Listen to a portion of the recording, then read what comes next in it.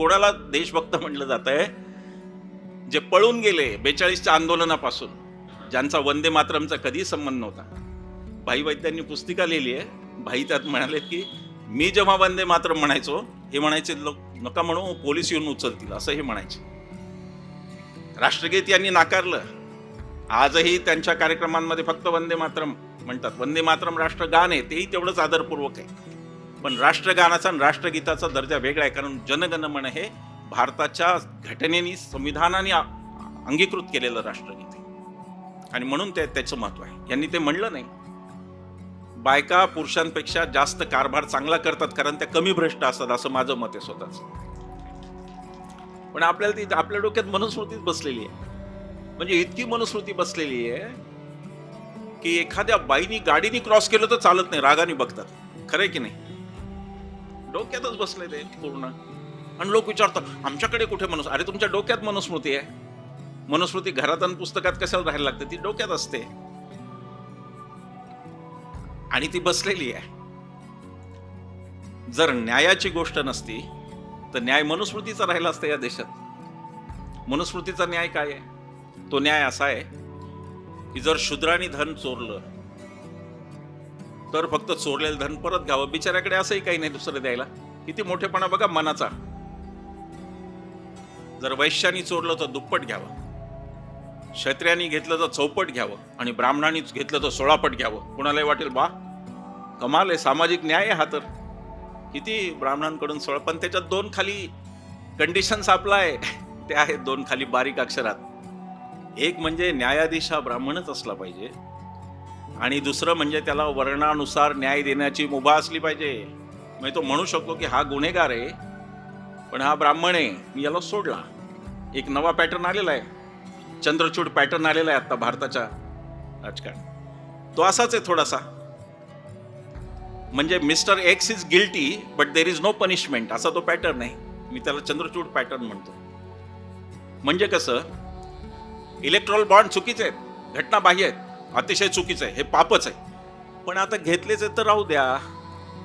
आलं का लक्षात? शिंदे सरकार गैर होतं, अवैध होतं, अतिशय वाईट, पण आता झालंच आहे तर राहू द्या.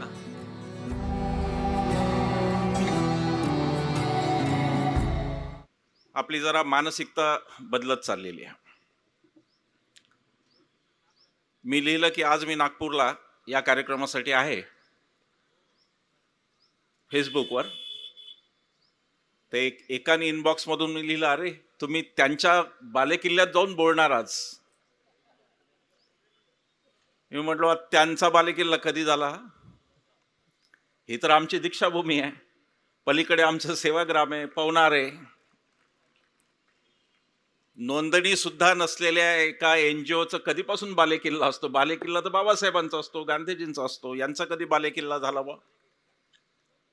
ही नागभूमी आहे. नोंदणी नसलेल्या NGOच्या नावाची भूमी नाहीये ही नागभूमी. आपल्याला हे पहिल्यांदा अगदी ताठ मानेने सांगितलं पाहिजे की ही आमची भूमी आहे. ते आलेत आमच्या बालेकिल्ल्यात, आम्ही नाही गेलो त्यांच्याकडे. मला विषय समाजवाद आणि धर्मनिरपेक्षतेचा दिलेला आहे. भाषण थोडंसं स्वैर होईल, हा संवाद आहे एक प्रकारचा. मन की बात नाहीये, जन की बात पण त्यात आहे. आजकाल ती सवय लागली, कुठल्याही समस्येवर एकच उत्तर, रात्री 8 वाजता मन की बात. दिल्लीत प्रदूषण झालं, 8 वाजता मन की बात. उद्या 8 वाजता सगळ्यांनी टाळ्या ठाळ्या वाजवा, प्रदूषण जाणार. विचित्र कालखंडात आपण आहोत. भारताच्या स्वातंत्र्यानंतर एवढा विचित्र कालखंड कधी आला नसेल, अशा एका कालखंडात आपण आहोत. आणि यात जर आपल्याला जगायचं तगायचं असेल तर आपल्याला आधी संविधानाला जगवलं पाहिजे, मग आपण जगू. निर्भय बनोच्या मोहिमेचा उल्लेख झाला. आमच्यावर 2 हल्ले झाले आहेत. सिन्नरमध्ये एक झाला. त्यानंतर सगळ्या सभांना मला अभिमान वाटतो सांगायला, फार मोठी गोष्ट आहे, ज्यांनी आम्हाला गावाच्या वेशीला आमचं स्वागतही केलं, हल्ला करू नये म्हणून संरक्षणही दिलं, आणि पुन्हा गावाच्या वेशीपर्यंत आणून सोडलं, ते फक्त भीमसैनिक होते हे सांगायला मला आनंद वाटतो. संविधान वाचवणं हे फक्त भीमसैनिकांचं काम नाही, हे आता सगळ्यांनी डोळे उघडून नीट समजून घेतलं पाहिजे. संविधानाबद्दल जो सगळ्यात मोठा गैरसमज सवर्ण लोकांमध्ये, तथाकथित सवर्ण लोकांमध्ये असेल, तो हा आहे की संविधानाने दलितांची मुक्ती केली नाही. दलितांची तर केलीच, पण या देशातल्या 97% समाजाची मुक्ती संविधानाने केली. संविधान नव्हतं तोपर्यंत माझी आई, माझी बहीण, माझी बायको, माझ्या मुली या शूद्रच होत्या. संविधानाने त्यांना माणूस केलंय. फक्त दलित समाजाला संविधानाने माणूस नाही केलं, माझ्या घरातल्या बायकांना पण संविधानानेच माणूस केलेला आहे. आणि ही 97% लोकांनी उपकाराची ह्या जाणीव ठेवायला पाहिजे, हे मला पहिल्यांदा सांगायचं. त्याला फक्त बाबासाहेबांशी संबंध फक्त जणू काही फक्त भीमसैनिकांचा अशा प्रकारे नाही. या देशात 97% भीमसैनिकच असले पाहिजे असं माझं म्हणणं आहे, कारण त्यांना मुक्ती मिळालेली आहे. इकडे बसलेला वर्ग स्त्रियांचा सुद्धा ज्या हलाखीत होता ते बघता फक्त संविधान दलितांसाठी हा भ्रम डोक्यातून सगळ्यांनी आपण काढला पाहिजे. आणि सगळ्यांचं संविधान याकडे, सगळ्या खास करून जे तथाकथित सवर्ण समाजाचे लोक आहेत त्यांनी जायला पाहिजे. भारतीय संविधानात समाजवाद आणि धर्मनिरपेक्षता येणार हे त्याच दिवशी ठरलं होतं ज्या दिवशी मनुस्मृतीचं दहन झालं होतं. आजकाल जो प्रचार चालतो व्हॉट्सअप युनिव्हर्सिटीचा, चमत्कारिक युनिव्हर्सिटी आहे. भारताला पछाडलेला सगळ्यात मोठा रोग सध्या व्हॉट्सअपचा आहे आणि त्याच्यावरून खोटं नाटं पसरवणं. आणि हे आम्ही नाही म्हणत, या देशाचे गृहमंत्री ऑन रेकॉर्ड म्हणलेले आहेत की खरं असो वा खोटं आम्ही क्षणात ते लाखो लोकांपर्यंत पोहोचू शकतो. अमित शहा म्हणलेले आहेत. त्या व्हॉट्सअप युनिव्हर्सिटीचं आव्हान इतकं मोठं आहे की आगला सर 14ला बाबासाहेबांची जयंती असते, 11, 12, 13 एप्रिलला तुमच्याकडे इनबॉक्समध्ये येऊन पडतं व्हॉट्सॲपमध्ये की बाबासाहेबांनी एकट्याने काय केलं, ती 300 लोकांची समिती होती वगैरे वगैरे वगैरे. अजून एक कोणीतरी 2-4 नावं त्याच्याबरोबर जोडलेली असतात, हे किती महान होते, ते किती महान होते वगैरे वगैरे.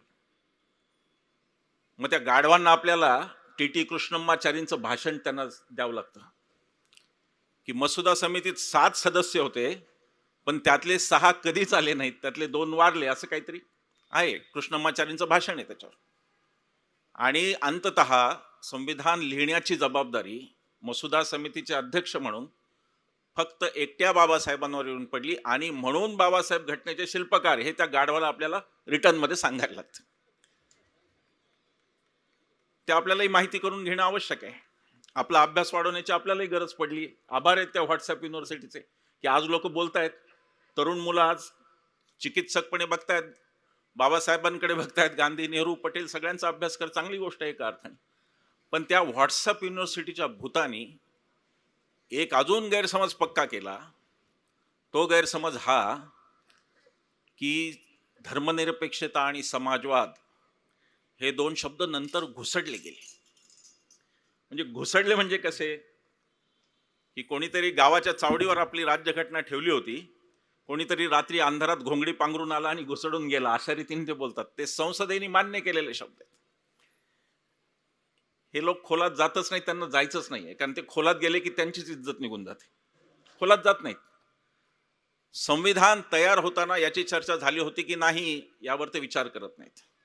बाबासाहेब त्यावर काय म्हणाले याचे ते विचार करत नाहीत. बाबासाहेब असं म्हणाले होते की ती अंगीभूत आहेच, इट इज अंडरस्टूड. या घटनेला वेगळं समाजवादी वेगळं धर्मनिरपेक्ष म्हणायची गरज नाही, कारण ती तशीच आहे. आणि त्यामुळे ते शब्द तेव्हा आले नाहीत. नंतर ते इंदिरा गांधींनी आणले, ते पार्लमेंटमधून आले, ते काही कोणी घुसवले नाहीत. ते संविधानाचा आत्मा जो होता तो त्या 2 शब्दांमध्ये पुन्हा एकदा वर झाला, एवढंच. पण त्या शब्दाचा दीर्घ द्वेष असणारी मंडळी आहेत. आपण 2 टप्प्यात पाहू. मी आधी समाजवादावर बोलतो, नंतर धर्मनिरपेक्षतेवर बोलतो. त्यांना समाजवाद शब्दाचा द्वेष आहे, कारण समाजवाद आला की अदानीकरण चालत नाही हे त्यांना माहिती आहे. भांडवलवाद चालत नाही हे त्यांना माहिती आहे. आणि त्यांचे जे त्यावेळेसचे धुरीण होते सावरकर वगैरे, त्यांनी सांगावं की जो काही समाजवाद आपल्या स्वातंत्र्यानंतरच्या नेत्यांनी आणला, राज्यघटनेप्रमाणे तो आला, त्यांनी सांगावं की सावरकरांनी त्याला काही पर्याय दिले होते का हे सांगावं. या संपूर्ण स्वातंत्र्य युद्धात एकही तिकडचा माणूस असा नाही ज्यांनी काही अर्थकारणाची मांडणी केली. ते स्वतः काही मांडणार नाहीत आणि आपण आणले की त्याला शिव्या देणार, हे त्यांचं धोरण. बाबासाहेबांनी अर्थकारण मांडलं, व्हॅल्यू ऑफ रुपी पासून ते आपल्याला माहिती आहे सगळं. गांधीजी एका वेगळ्या अर्थकारणावर बोलत होते. हिंदुत्ववादी म्हणणारा कोणताही नेता हा अर्थकारणावर बोलत नव्हता. सावरकरही बोलत नव्हते, बॅरिस्टर जिनाही बोलत नव्हते, कारण त्यांचा दोघांचाही अर्थकारणाशी काहीच संबंध नव्हता. तो फक्त धर्मकारणाशी होता. या एकाच नाण्याच्या दोन बाजू आहेत. धर्मकारण समजून घ्या. हिंदू आणि मुस्लिम कट्टरतावादाचं, हिंदू कट्टरतावादी आणि मुस्लिम कट्टरतावादी या एकाच नाण्याच्या दोन बाजू होत्या. दोघांनाही धर्मावर आधारित राष्ट्र पाहिजे होतं. एकाला हिंदू राष्ट्र पाहिजे होतं, एकाला मुस्लिम राष्ट्र पाहिजे होतं. आणि आपले नेते आपण त्यावेळेला सुरक्षित हातात होतो, हे फार मोठं मी म्हणेन की या भारताची आता पुण्य पाप याच्यावर आपला काय विश्वास फार नसतो, पण भारताचे म्हणूया शब्द पाहिजे म्हणून की पुण्याही म्हणायचे. तेव्हा जर आपण कोणा बोगस डिग्री वाचाच्या हातात असतो, खेळ खलास होतो. ही सगळी मंडळी बॅरिस्टर होती. Gandhi barrister, Nehru barrister, Patel barrister, बाबासाहेबांच्या तर पदव्या मोजता येत नाहीत इतके बाबासाहेब होते. आणि या सगळ्यांच्या पदव्या खऱ्या होत्या, खोटी नव्हती कोणाची पदवी, खऱ्या पदव्या होत्या. ही माणसं होती. म्हणून आपण एक संक्रमणाची अवस्था लक्षात घ्या. हा देश काल स्वतंत्र झाला, आज या देशाचा दर, मृत्यूदर काय, म्हणजे मृत्यूचं वय काय, सरासरी आयुर्मान किती आहे माणसाचं? 32 वर्षाचं आयुर्मान आहे. 40ला पोचला तर म्हणजे जास्तच नाही, सरासरी म्हणतो मी, कागदावर हे ऑन रेकॉर्ड आहे हा तपशील.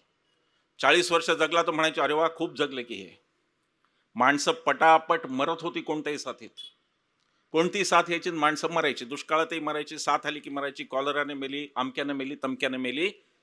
त्या देशाच्या पुढचा पहिला प्राधान्यक्रम हा ध्वजारोहण नसतो अयोध्येत जाऊन. त्याचा पहिला प्राधान्यक्रम असतो पेनिसिलिनचा कारखाना काढून अँटीबायोटिक तयार करायचे, माणसांच्या हेल्थवरती बोलायचं. साक्षरता जिथे 2% असते तिथं हे आव्हान असतं की शाळा काढायच्या, महाविद्यालय काढायची, विद्यापीठ काढायची. या लोकांनी भीमपराक्रम केलाय हो नावासारखा. तुम्ही विचार करा की नॅशनल इंटरेस्ट म्हणजे राष्ट्रीय हिताची वेळ आली की काय काय होत होतं.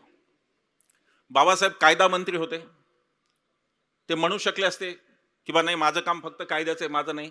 त्यांनी भाकरा नांगलसाठी पण कष्ट उपसलेत अभ्यास करून. तुम्ही विचार करा की माझा मुख्य विषय कायदा आहे, ठीक आहे, माझ्याकडे एखादं मंत्रालय असेल, ते दुसरे लोक बघतील, हा विचार न करता भाकरा नांगलच्या बाजूनी बाबासाहेब का उभे राहतात? त्याचं कारण की माणशी 300 ग्रॅम वगैरे असं धान्य उत्पादन आहे भारतात. हा देश स्वतंत्र झाला आणि खायला अन्न नाही अशी परिस्थिती आहे. आणि ह्या माणसांना माहिती होतं की खायचं जर अन्न जर वाढवायचं असेल तर सिंचन वाढलं पाहिजे, आणि म्हणून ती सुविधा तिथे सिंचनाची. परवा नेहरू तर फार पापी माणूस, नेहरूंच्या इतका तर पापी माणूस कोणीच नाही बिचाऱ्याच्या इतका. रोज उठून त्यांना शिव्या येतात. परवा त्यांचे जे जलस्रोत मंत्रालयाचे सचिव आले होते, त्यांनी सांगितलं की देशामध्ये 6,000 धरणं आहेत, यांचा आम्ही मेंटेनन्स करू शकलेलो नाही. 5,000 धरणांचं ऑडिटच होऊ शकलेलं नाही. आत्ताची एफिशियन्सी दाखवतायत हे साहेब आपले दिल्लीत बसलेले भाई और बहनो, त्यांची एफिशियन्सी दाखवतायत हे, तुमची कार्यक्षमता. आम्ही ऐकलं तुम्ही 18 तास झोपत नाही, करता काय? फक्त पक्षाचा प्रचार करता का? मग इतकी वाईट अवस्था आहे की पंतप्रधान आणि गृहमंत्री महापालिकेच्या निवडणुकीचा प्रचार करतात आणि फडणवीस मुख्यमंत्री नगरसेवकाचा प्रचार करतात. भारतीय जनता पक्ष हे प्रॉफिट मेकिंग सेंटर आहे. हा पक्ष लक्षात घ्या, हा राजकीय पक्ष नाहीये, हे व्यापारी केंद्र आहे. आणि त्यांना प्रत्येक छोट्या छोट्या ठिकाणचे जे प्रॉफिट सेंटर आहेत, नफ्याची केंद्र आहेत, ती त्यांना ताब्यात पाहिजेत, म्हणून ते पदाचा पण मान ठेवत नाही. हास्यास्पद आहे. पंतप्रधान महापालिकेच्या निवडणुकीत ते हास्यास्पद आहे. मुख्यमंत्री जर नगरसेवकाचा हास्यास्पद गोष्ट आहे, पण ते प्रॉफिट सेंटर आहे, तिथून येणाऱ्या गोष्टी महत्वाच्या आहेत. ही आजची अवस्था आहे. त्या अवस्थेत आपण यांच्या हातात होतो. आणि मी असं मानतो, भारतीय राज्यघटनेच्या निर्मितीची पहिली पायरी ही मनुस्मृती दहनाची होती, कारण जुनं जाळावंच लागेल, त्याशिवाय नवं येणार नाही. आणि म्हणून मी ते टप्पे कधी राज्यघटनेची सुरुवात 50 असं मी धरतच नाही. मी ती मनुस्मृतीच्या दहन महाडच्या पासूनच मी धरतो. त्याचं कारण असं की नवं आणणं सोपं आहे, पण जुनं मोडणं फार अवघड आहे. आणि ती हिंमत बाबासाहेबांनी केली नसतं तर अवघड झालं असतं. मला सुप्रीम कोर्टात जो प्रकार झाला त्या दिवशी मी अत्यंत व्यथित होतो, अत्यंत व्यथित. घटनेचं राज्य राहणार का मनुस्मृती येणार याची ती लिटमस टेस्ट होती, लक्षात घ्या. ती चाचणी करून पाहिली होती की वरिष्ठ पदावर आम्हाला विशिष्ट जातीचीच माणसं बरी वाटतात, इतर जर कोणी आलं, खास करून मागासवर्गामधून आलं, तर आमचं पित्त खवळतं, हे दाखवणारी ती घटना होती. अत्यंत निंदनीय घटना होती. आम्ही आपापल्या परीने सगळ्यांनी निषेध केला. पण माझी गवई साहेबांच्या बाबत एक शिकायत आहे. गवई साहेब असं म्हणाले की सहनशील आहे अशा प्रकारचा त्यांनी शब्द वापरला. जर बाबासाहेब म्हणाले असते की मी सहनशील आहे, मला चालतं, तर ही क्रांती झाली असती का, याचं फक्त याच्याकडे लक्ष द्या. गवई साहेबांनी स्वतःला विसरून, त्यांचं मन मोठं आहे, ठीक आहे, चांगली गोष्ट आहे. सर्वोच्च जागी बसलेल्या माणसाचं मन मोठं असणं ही मोठी गोष्ट आहे. आजच्या काळात ती नाहीये, ती गवई साहेबांनी दाखवली, त्याच्याबद्दल त्यांचं अभिनंदन. पण पुढे काळ सोकावता कामा नये हा विचार करायला पाहिजे असं मला वाटतं. की आज एक घटना घडली, ठीक आहे, ही घटना साधी नव्हती. ही घटना हा राज्य घटनेवरचा हल्ला होता असं मी मानतो. सर्वोच्च न्यायालय राज्य घटनेने आलेलं न्यायालय आणि त्याच्यावरचा हा हल्ला होता असं मी मानतो. आणि म्हणून या सगळ्या पार्श्वभूमीवर आव्हानं किती मोठी आहेत ही थोडीशी पूर्वपीठिका म्हणून आपण समजून घ्यायला पाहिजे. मी असं म्हणालो की मनुस्मृती दहन ही ज्या घटनेची पहिली पायरी असते, त्या राज्यघटनेत समाजवाद आणि धर्मनिरपेक्षता येणं हे फारच नैसर्गिक आहे. त्याचं कारण असं की शोषण धर्माच्याच नावावर चाललं होतं. आणि मग हल्ला कशावर करावा लागेल, तर तो या चुकीच्या धर्मावरच करावा लागेल. आणि तो जर करायचा असेल तर राज्य संस्था धर्मनिरपेक्षच ठेवावी लागेल. शोषण कसं होतं? शोषण मुख्यतः आर्थिक होतं. जगण्याची साधनं, जातीनुसार आलेले काम करण्याची लादली गेलेली सक्ती, हे आर्थिक शोषण आहे. आणि त्या आर्थिक शोषणाच्या विरुद्ध फक्त समाजवादच उभा राहू शकतो, बाकी काहीच उभं राहू शकत नाही, याची जाणीव आपल्या नेत्यांना होती. आणि म्हणून समाजवाद आणि धर्मनिरपेक्षता हे अभिन्न अंग त्या राज्यघटनेचं आहे. शोषण तर आर्थिकच होतं. दुसरं धार्मिक आणि सांस्कृतिक शोषणाबद्दल तर बोलू, ते होतच, पण मुख्यतः जगण्याचा प्रश्न हा महत्वाचा प्रश्न असतो, आर्थिक प्रश्न असतो. आणि ते आर्थिक शोषण होतं, त्याला जर मिटवायचं असेल तर समाजवाद आणि त्याला पर्याय नसतो. राम मनोहर लोहियांनी समाजवादाची व्याख्या केली, समता आणि समृद्धी. जे लोक म्हणतात की बाबासाहेबांच्या मूळ घटनेत कुठे समाजवाद होता, त्यांनी हे सांगावं की बाबासाहेबांच्या मूळ घटनेत उद्देशिका तर होती, आणि त्यातली समता आणि न्याय ही तत्व कोणाची आहेत ते सांगा. ही तत्व हिंदुत्ववाद्याची आहेत का? ही समाजवाद्यांची तत्व आहेत, समाजवादाची ही तत्व आहेत. संधीची समानता हे समाजवादी तत्व आहे. ह्या समाजवादी तत्वाला आता एकदा तिथे न्याय आला, समानता आली, न्याय आला, आर्थिक न्याय खास करून आला, की तो समाजवादच असतो, दुसरं काय असतं. त्याच्याकडे डोळेझाक करायची आणि मग उद्देशिका आधीची छापायची की नाही ती खरी उद्देशिका आहे म्हणून. यांना उद्देशही कळलेले नाही, उद्देशिकाही कळल्या नाही, त्यांचं काय सांगावं. त्यांचे नेतेच इतके विद्वान आहेत की यांना काय कळणार आहे. मला तुम्हाला खरं सांगतो, मला नैराश्य येतं कधी कधी. आपण ज्यांच्याशी लढतो ना, त्यांच्यात थोडी तरी बुद्धी असावी लागते, नाही तर त्या लढण्यात मजा नाही येत, शिवीगाळ शिल्लक राहते पलीकडून. आजकाल तर काय ते देशद्रोही तर फारच. मला तर दररोज कोणीतरी पाकिस्तानचा व्हिसा काढतं. म्हणलं का जाईल, माझ्या बापाचा देश आहे, तुझ्या नाही. मी का पाकिस्तानात जाऊ? आणि मी राष्ट्रवाद या भंपक माणसांकडून शिकू, ज्यांनी राष्ट्रपित्याची हत्या केली, राष्ट्रगीत नाकारलं, राष्ट्रध्वज नाकारला, त्यांच्याकडून मी राष्ट्रवाद शिकायचा का? हा देश आमच्या बापाचा आहे. आमचे बाप लढलेत, आमचे बापजादे स्वातंत्र्यासाठी, सुव्यवस्थेसाठी, शासन चांगलं यावं यासाठी लढलेत, खस्ता खाल्ल्यात सगळ्यांनी. ही मंडळी जर तिकडे बसली असती युरोपमध्ये, विचार करा, त्यावेळेला बाबासाहेबांनी जर लंडनमध्ये ऑफिस थाटलं असतं आणि ते म्हणले असते की नाही आता मी माझी इथं वकिली करणार, खोऱ्याने पैसा ओढला असता त्यांनी. इतकी त्यांची प्रगल्भ म्हणजे प्रतिभाच होती. ही माणसं इथे का आली? या आपल्या माणसांमध्ये परत जायचं असं त्यांना का वाटलं? आणि ते जे स्वातंत्र्य, ती जी घटना, ती जी लोकशाही आपण मिळवली, ती चिरगुट लोकांच्या हातातून आपल्याला मरू द्यायची नाही म्हणून आपण उभे आहोत. काय प्रयोजन आहे? तुम्ही माझं ऐकताय, मी बोलतोय, खुलासा एक करायचा राहिला. पत्रिकेत मला साहित्यिक आणि विचारवंत असं म्हणलं, मी दोन्ही नाही. आगलावे साहेब, विचारवंत हा मीडियाने केलेला आरोप आहे माझ्यावरचा, मी विचारवंत नाहीच आहे. ते मीडियाने आपलं लावत राहिले, मी त्यांना 10 वेळा सांगतो की अरे ते नका खाली लावू बाबा. मला मी म्हणलं तुम्ही फक्त सामाजिक कार्यकर्ता एवढं लावा. एक भारतीय नागरिक अशी काय ओळख नाही असू शकत का माझी? कशाला मला विचारवंत नाही तर साहित्यिक व्हायला लागतं असं मी म्हणायचो त्यांना. पण ते होता होता सगळीकडे चाललं. तर तोही एक नम्रपणे खुलासा की मी साहित्यिक पण नाही, माझ्या नावावर एकही पुस्तक नाही, आणि मी विचारवंत तर त्याहून नाही. आणि मी विचारवंत नाही हे जर तुम्हाला सिद्ध करायचं, तुम्ही पलीकडच्या बाजूच्या लोकांना विचारा, ते तुम्हाला मनसोक्त सांगतील. दररोज व्हिसा मिळतो पाकिस्तानचा. कोणाला देशद्रोही म्हणलं जातं या देशात? लक्षात घ्या, मी थोडा स्वैर बोलतोय, माफ करा.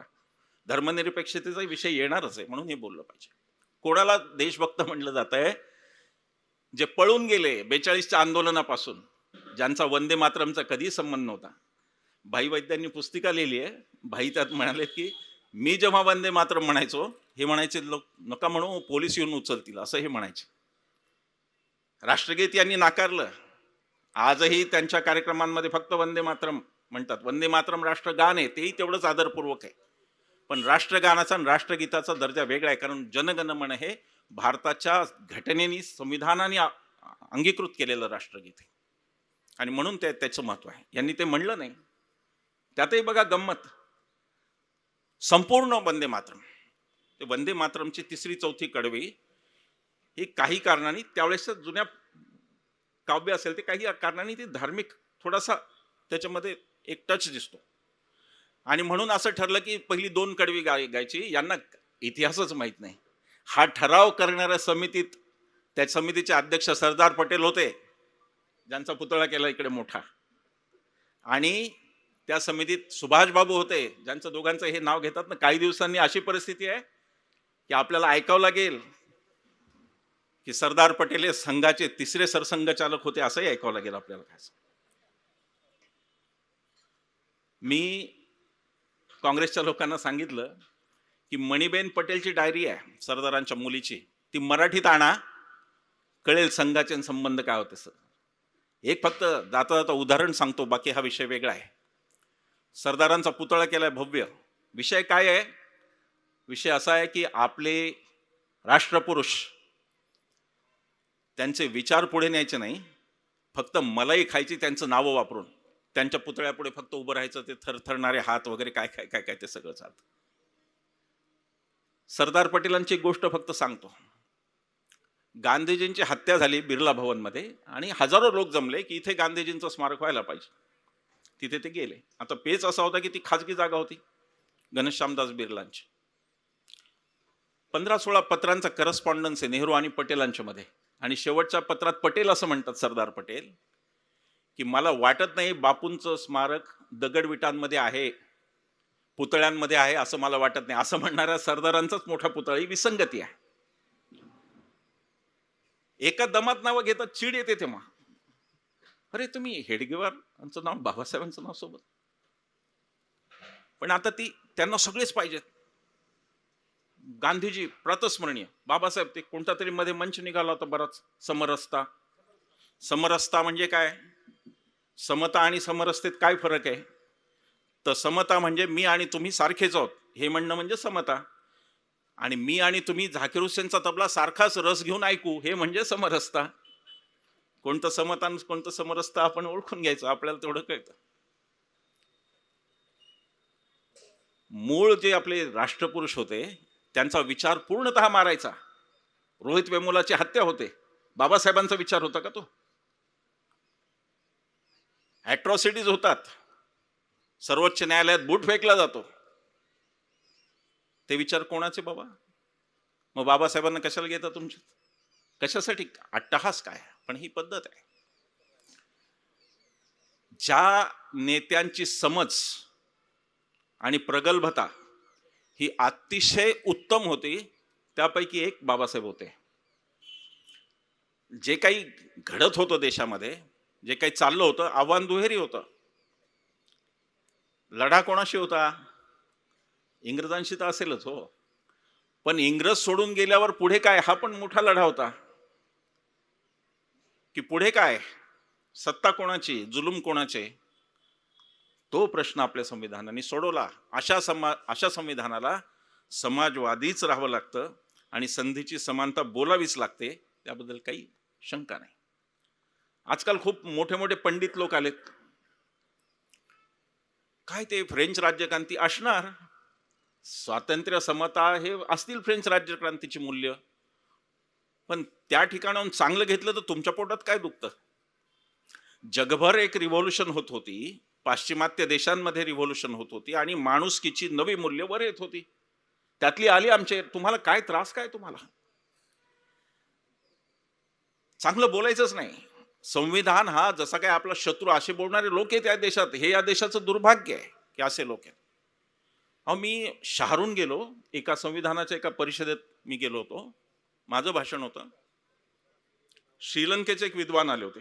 घटना देशदेशीच्या घटना त्यांनी अभ्यासलेल्या आहेत, अमेरिकेची इकडची तिकडची राज्यघटना, मोठे अभ्यासक होते. त्या माणसाने जे सांगितलं ना, ते ऐकल्यावर मला शहारा पण आला आणि मला माझी मनातून लाज पण वाटली की अरे, मला हे माहिती नव्हतं का आजपर्यंत. त्यांनी अशी गोष्ट सांगितली की सायंटिफिक टेम्पर, शास्त्रीय दृष्टिकोन याचा अंतर्भाव असलेली भारताची आपली एकच राज्यघटना आहे जगभरामध्ये. दुसऱ्या कोणत्याही राज्यघटनेत सायंटिफिक टेम्परचा वापर नाही. हा प्रवास फार मोलाचा आहे.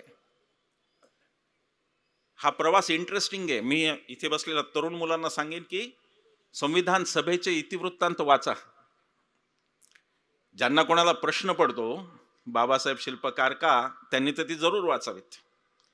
एकेका कलमाची चर्चा होते, बाबासाहेब आधी ते कलम मांडतात, त्याच्यावरती चर्चा झाल्यावर उत्तरही बाबासाहेब देतात. हे वाचा ना कधीतरी. का वाचायचंच नाही, फक्त व्हॉट्सअप व्हॉट्सअप व्हॉट्सअप करत राहायचं, अशी स्थिती आहे. 3 गोष्टी फक्त सांगा की समाजवादाची मूल्य राज्यघटनेत आलेली.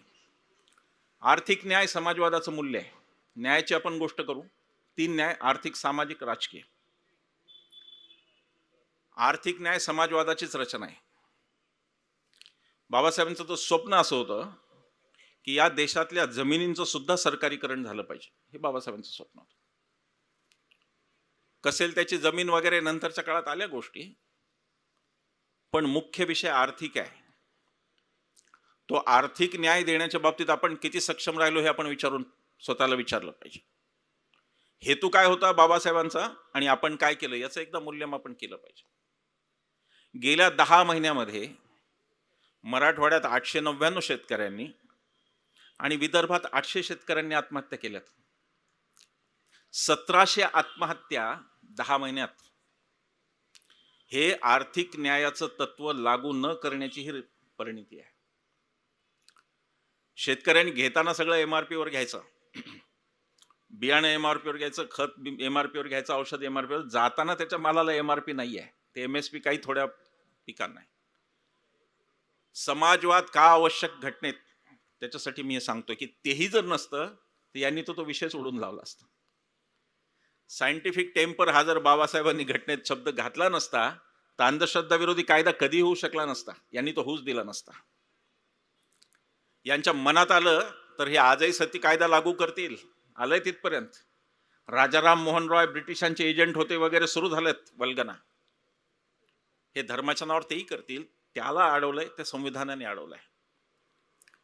संविधान बदलण्याचे प्रयत्न चालू आहेत. माझी माहिती फार खात्रीशीर नसेल पण मला ते लॉजिकल वाटतं.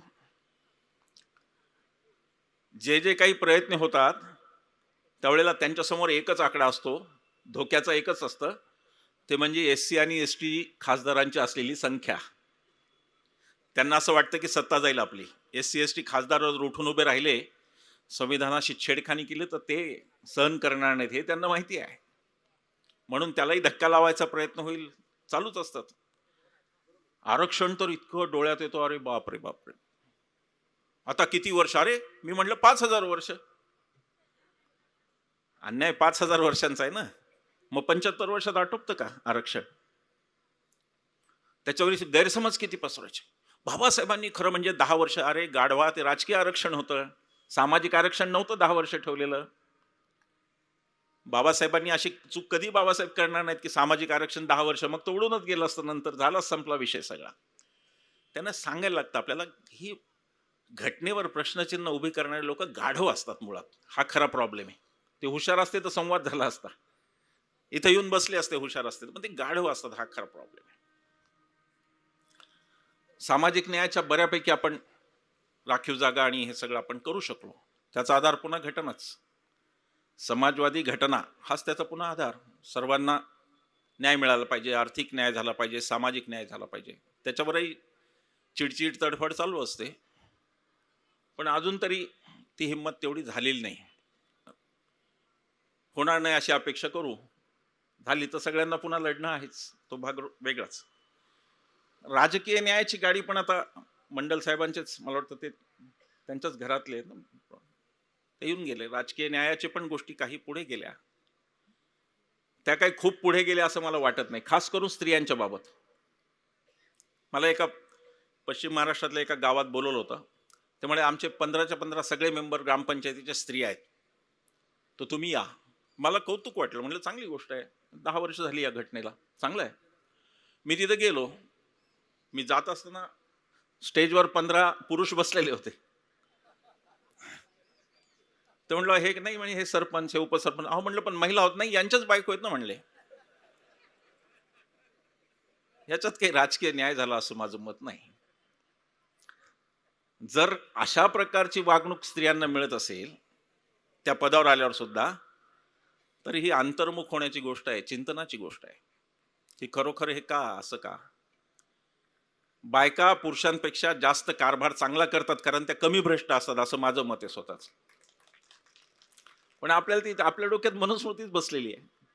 म्हणजे इतकी मनुस्मृती बसलेली आहे की एखाद्या बाईनी गाडीनी क्रॉस केलं तर चालत नाही, रागाने बघतात. खरंय की नाही? डोक्यातच बसले ते पूर्ण. आणि लोक विचारतात आमच्याकडे कुठे अरे तुमच्या डोक्यात मनुस्मृती आहे. मनुस्मृती घरात आणि पुस्तकात कशाला राहायला लागते? ती डोक्यात असते आणि ती बसलेली आहे. जर न्यायाची गोष्ट नसती तर न्याय मनुस्मृतीचा राहिला असता या देशात. मनुस्मृतीचा न्याय काय आहे? तो न्याय असा आहे की जर शूद्रांनी धन चोरलं तर फक्त चोरलेलं धन परत घ्यावं. बिचाऱ्याकडे असंही काही नाही दुसरं द्यायला. किती मोठेपणा बघा मनाचा. जर वैश्यानी चोरलं तर दुप्पट घ्यावं, क्षत्रियांनी घेतलं तर चौपट घ्यावं, आणि ब्राह्मणांनी घेतलं तर 16 पट घ्यावं. कोणालाही वाटेल बा कमाल आहे, सामाजिक न्याय आहे हा. तर किती ब्राह्मणांकडून 16, पण त्याच्यात 2 खाली कंडिशन्स अप्लाय ते आहेत, 2 खाली बारीक अक्षरात. एक म्हणजे न्यायाधीश हा ब्राह्मणच असला पाहिजे, आणि दुसरं म्हणजे त्याला वर्णानुसार न्याय देण्याची मुभा असली पाहिजे. म्हणजे तो म्हणू शकतो की हा गुन्हेगार आहे पण हा ब्राह्मण आहे, मी याला सोडला. एक नवा पॅटर्न आलेला आहे, चंद्रचूड पॅटर्न आलेला आहे आता भारताच्या राजकारण. तो असाच आहे थोडासा. म्हणजे mister X is guilty but there is no punishment, असा तो पॅटर्न आहे. मी त्याला चंद्रचूड पॅटर्न म्हणतो. म्हणजे कसं, इलेक्ट्रॉल बॉन्ड चुकीचे आहेत, घटनाबाह्य आहेत, अतिशय चुकीचं आहे, हे पापच आहे. पण आता घेतलेच आहेत तर राहू द्या. आलं का लक्षात? शिंदे सरकार गैर होतं, अवैध होतं, अतिशय वाईट, पण आता झालंच आहे तर राहू द्या. जैन बोर्डिंग प्रकरण पुण्याचं परवा झालेलं, जमीन लाटली, सगळे अतिशय चुकीचं आहे. मग आता काय केलं ना, करार रद्द बिचाऱ्यांनी. परवा अजितदादाचं कोरेगावचं प्रकरण, काय नाही करार रद्द. अरे करार रद्द केला, आपण तर मागणी केली पाहिजे. माझा तो विचार आहे पोलीस महासंचालकांना पत्र लिहून मागणी करायची की आत्ता जे जे जेलमध्ये चोर आहेत त्यांचा जर मुद्देमाल त्यांनी दिला असेल तर त्यांना सोडून द्या पटकन. दिला मुद्देमाल, काय राहिलं आता? म्हणजे मोठ्या लोकांना वेगळं, म्हणजे पुन्हा मनुस्मृतीचं राज्य आलं का काय असं वाटण्यासारखी परिस्थिती आहे. पण आताचा चातुर्वर्ण्य वेगळा आहे. राजकारणी पहिले ते म्हणत आता आपण सगळे फारच नागरिक म्हणूनच आपली काही ओळख नाही तर काय बाकीचं बोलायचं. आपण नागरिकच आहोत का नाही मला भ्रम पडतो आजकाल, संभ्रम होतो. आपलं महत्वच राहिलं नाही. नागरिकांच्या सगळ्या गोष्टी संपत चालल्यात. आधी यांनी लेस वोटर डेमोक्रेसी केली. म्हणजे काय, मतदार यादीतून नाव, माझं का नाव कापलं होतं 24ला, मी लोकसभेला मतदान करू शकलो नाही. आमच्या सगळ्या बिल्डिंग मधून फक्त माझं आणि बायकोचंच नाव कट होतं. आम्ही कुठे अर्ज दिला नव्हता. 20 वर्ष ज्या बूथवर आहे त्या बूथवर गेल्यावर कळलं माझं नावच नाही. तर आधी ती लेस वोटर डेमोक्रेसी केली. आता फडणवीसांनी पुढचा टप्पा गाठला आणि ती वोटरलेस डेमोक्रेसी होतीये. 100 बिनविरोध आता उल्लेख केला मंडल साहेबांनी. आता निवडून यायला मतदाराची गरजच राहणार नाही पुढच्या काही वर्षांमध्ये. फक्त उभ्या राहणाऱ्या उमेदवारीला दहशत किंवा पैसे दिले की तुमचं काम संपलं, मतदाराची शून्य गरज. नवीन मॉडेल हे लोकशाहीचं, हे नवीन मॉडेल आहे वोटरलेस डेमोक्रेसी. मतदार विहीन अशी लोकशाही आता जन्माला येते आहे. त्याच्याकडे फार सजगपणे पाहण्याची गरज आहे. आपण तर लढतोच, लढावंच लागतं. असं ठरवलंय की जेलमध्ये घालत नाही तो पण लढायचं, नंतर जेलमधून लढायचं, मरेपर्यंत लढायचं. काय व्हायचं ते होईल, लढलं तर पाहिजेच. पुढच्या पिढ्या तुमच्या माझ्या कशा, हा प्रश्न आहे. हा आपला प्रश्न नाही आहे. आपण आता झालं, मी पण 50च्या पुढे गेलो, झालं. पुढच्या पिढ्यासाठी हे लढणं भाग आहे. आणि ते लढताना माझी एक मागणी आहे, तुम्ही आगलावे साहेब सगळ्यांनी आपल्या साथींनी ती लावून धरा. मी ते आता 4 मुख्यमंत्र्यांना पत्र लिहिलीत आतापर्यंत, कोणी काही त्याची दखल नाही घेतली. माझी स्पष्ट मागणी आहे की या देशात इतिहास जो घडून गेला त्याच्यावरून मारामाऱ्यांसाठी तो 80 मार्काचा ठेवलाय आणि उद्याचं नागरिकशास्त्र मात्र 20 मार्काचं ठेवलंय. कसे चांगले नागरिक तयार होणार? सरकारी कार्यालयात गेले की गळपटतात नागरिक आपले, इसका क्या करू, अरे तू MA झाला बाबा, वाच रे त्याच्यात काय करू, तुला माहिती पाहिजे. ते होत नाही. माझी मागणी अशी आहे की नागरिकशास्त्र 100 मार्काचं आणि त्यात राज्यघटना 50 मार्कांची, ही माझी मागणी आहे. मला स्वतःची लाज वाटते. कशाची लाज वाटते मला माहिती आहे? मी MSc झालो, PhD झालो, माझ्यासमोर घटनाच कधी आली नाही अभ्यासात. मी जेव्हा लॉला प्रवेश घेतला 50व्या वर्षी, तेव्हा मग आणि मेधा त्यांच्याबरोबर आमचे विलास भाऊ पण आहेत इथे, मेधाताईंबरोबर लढताना ते संविधान, तोपर्यंत माझ्या आयुष्यात संविधान कुठं होतं? ज्यावर देश चालतो, जो या देशाचा प्राणवायू आहे, जी या देशाची मुख्य रक्तवाहिनी आहे, तिच्याबद्दलच आपण बोलत नाही. आणि कोणत्याही सरकारला वाटत नाही की राज्यघटना शिकवली पाहिजे. चांगले जर नागरिक तयार करायचे असतील तर तुम्हाला राज्यघटनेला शरण जाण्याशिवाय कोणताही पर्याय नाही. तुम्ही कोणत्याही पक्षाचे असा, तुम्हाला राज्यघटना 50 मार्काची आणि उर्वरित नागरिकशास्त्र लोकांना शिकवायची, नागरिकशास्त्राची गरज आहे. रस्ता क्रॉस कसा करायचा शिकवण्याची गरज आहे. बायकांचा सन्मान कसा करायचा ही मुलांपासून शिकवण्याची गरज आहे. त्याच्याकडे जात नाही तोपर्यंत या देशात काही होणार नाही. पण मुद्दा पुन्हा पुन्हा तोच की ज्या प्रकारचं शासन व्यवस्थेविरुद्ध आपण लढलो त्याच प्रकारची शासन व्यवस्था आता आपल्या पुढ्यात आहे. तेव्हा त्यांचं नाव काहीतरी एल्फिस्टन वगैरे होतं, आता त्यांचं नाव अदानी वगैरे असतं, एवढाच फरक आहे. शोषणाची परंपरा चालू आहे. मी इथे, मला माहिती आहे गडचिरोलीत काय चाललंय, खाणींचं, चंद्रपूरमध्ये मला माहिती आहे. तर समाजवाद जर आर्थिक न्याय देणार असेल तर हा प्रश्न विचारावा लागेल किंवा तोच परळीत वीज तयार होते, मुंबई पुण्यात ती पोचवली जाते, इथे तुमच्या इथे तयार होते, प्रदूषण तुम्ही सहन करता आणि पुण्या मुंबईची पेईंग कॅपॅसिटी, पैसे देण्याची क्षमता जास्त आहे म्हणून ते वापरतात. तर मग कोळशाचा हिशोब विचारावा लागेल. ते म्हणजे समाजवाद, दुसरं काय? सोपंच आहे. ते म्हणजे समाजवाद. आणि तो समाजवाद फक्त अशा मार्गाने येत नाही. अजून एका फार महत्वाची, जी आपण बरेचदा, आपण संविधानावर बोलणारे बरेचदा लोक ते आपण मिस करतो, आपण त्याच्याकडे फार लक्ष देत नाही. समाजवाद राज्यघटनेत कसा आहे ते कलम 18 लिहिले ना, अनुच्छेद 18, त्याला विचारा. अनुच्छेद 18 अन्वये बाबासाहेबांनी इथले किताब नष्ट केले. समाजात सगळे सारखे, समता हे जर असेल तर काही लोक अरिस्टोक्रॅटिक राहू शकत नाहीत, राजे रजवाडे राहू शकत नाहीत. म्हणून जे समाजवाद कुठे होता बाबासाहेबांच्या घटनेत असं म्हणतात, त्यांना हे कलम 18 दाखवलं पाहिजे की किताब नष्ट करणं ही समाजवादी ऍक्शनच होती. समान नागरिकत्व ही समाजवादी ऍक्शन आहे. आता बोलून गेले मंडल साहेब. प्रगत अमेरिकेत अतिशय प्रगत अशा अमेरिकेत बायकांना मतदानाचा हक्क 1920ला मिळाला आहे. आपण अप्रगत राहून घटनेच्या पहिल्याच निवडणुकीला आपण तो दिला 50.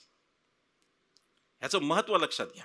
या देशात यापूर्वी मतदार होते, ते कोण होते माहिती आहे? जे टॅक्स भरायचे असे पुरुष या देशात मतदार होते.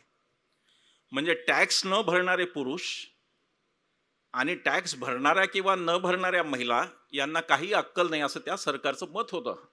हे किती वाईट होतं लक्षात घ्या. किती डिस्क्रिमिनेटरी, किती भेदभावाची ही रणनीती होती. ही भारतीय राज्यघटना आपली जी ब्रिटनमधून जी आपल्या गोष्टी आल्या, त्या ब्रिटनमध्ये सुद्धा 1928 साली मताधिकार मिळालाय महिलांना. 1928 म्हणजे आपल्या 22 वर्ष मागे पुढे. जर 1900 साली भारताला स्वातंत्र्य मिळालं असतं आणि बाबासाहेब तेव्हा घटनाकार असते, तर 1900 पासूनच हा मताधिकार सुरू झाला असता. हे बाबासाहेबांचं महत्व आहे. कन्सेप्च्युअल क्लॅरिटी, विचारातली स्पष्टता की मला काय पाहिजे, काय एक मताचं महत्व काय सांगायचं. तुम्ही विचार करा की जर असं असतं की तुमच्या इन्कम टॅक्स प्रमाणे तेवढी मतं तुम्हाला, म्हणजे एखाद्याने 20,000 जर टॅक्स भरला त्याला 20,000 मतं, तर या देशाचं काय झालं असतं सांगा. आजच संपत्तीचं केंद्रीकरण एवढं झालेलं आहे. 1% लोकांकडे काहीतरी 70% वगैरे आहे संपत्ती. मी तो आकडा का 60% जी काय असेल त्या 1% लोकांनी 99%वर राज्य केलं असतं. हे महत्व, एक व्यक्ती एक मत, या गोष्टीचं महत्व जे काय तर ते हे आहे की ते होऊ शकलं नाही. आर्टिकल 15 समाजवाद, पुन्हा समता. आणि कशी समता? जात, धर्म, वंश, लिंग आणि जन्माचं स्थान याला भेदभावाला जागा नाही. सगळ्यांना सारखा न्याय, ते पण तत्व समाजवादीच. ते खैर धर्मनिरपेक्ष तत्व पण आहे, त्याच्याकडे आपण येऊ. पण जात, धर्म, लिंग, वंश आणि जन्मस्थान याच्यावरून भेदभाव न होणं हाही समाजवाद आहे. आणि तो समाजवाद पहिल्या दिवसापासून आपल्या राज्यघटनेमध्ये आहे. आर्टिकल 16 सरकारी नोकरीत समानता, पुन्हा समाजवाद. किती हे अगदी मी मोजके घेतलेत, खोलात गेलं तर अजून दिसेल काय काय. एका तासाच्या भाषणात काय काय म्हणून मी, आणि मला बाकी पण बोलायचं असतं. मला नेहमी असं वाटतं की जे विषय आता फारच ऐरणीवर आहेत त्याच्यावर बोलावंच लागेल.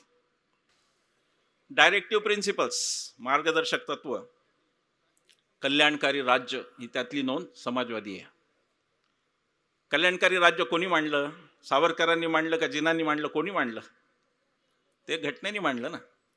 कल्याणकारी राज्याची कल्पना. आता राज्य कल्याणकारी किती राहिलं मला माहित नाही, आणि हे राज्य कल्याण कोणाचं करतं तेही मला माहित नाही. धारावी सारखी झोपडपट्टी ज्या किरकोळ चुरमुऱ्याच्या भावात देऊन टाकली, ते आता आपण विचार करायचा कल्याणकारी राज्य. आणि बहिणींनी 1500 खुश राहायचं, तेही उपकार केल्यासारखं. किती घाणेरडे बोलतात हे लोक. काय बोलतात ते? जयकुमार गोरे काय बोलले, ते भाजपचे काय अध्यक्ष आहेत, प्रदेश अध्यक्ष कोण आहेत, ते काय बोलले, काय बोलतात हे लोक. लोकांना उपकृत केल्यासारखं. लस आहे म्हणून तुम्ही वाचलात. अरे 12 लशी आम्हाला मिळाल्या लहानपणापासून. BCG वगैरे फुकटात मिळालं, सगळं फुकटात मिळालं ना. जशी आपल्याला पोलिओची, BCGची, देवीची, कॉलरा, अमुक तमुक.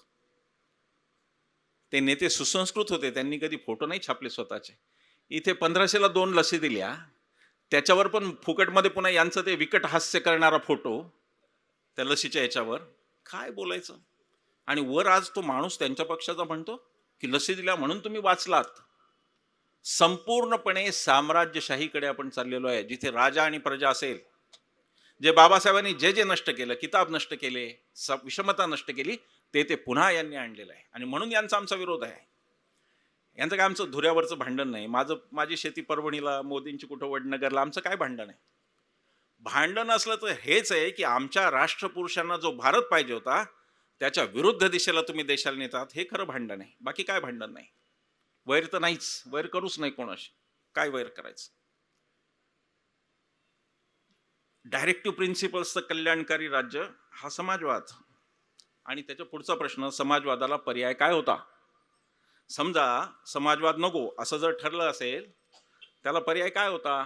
देशाकडे भांडवल किती होतं, उद्योगपती होते का समोर येणारे, नवरत्न कंपन्या का काढाव्या लागतात, कारण खाजगी उद्योगपतींकडे पैसा नसतो आणि म्हणून नवरत्न कंपन्या काढाव्या लागतात.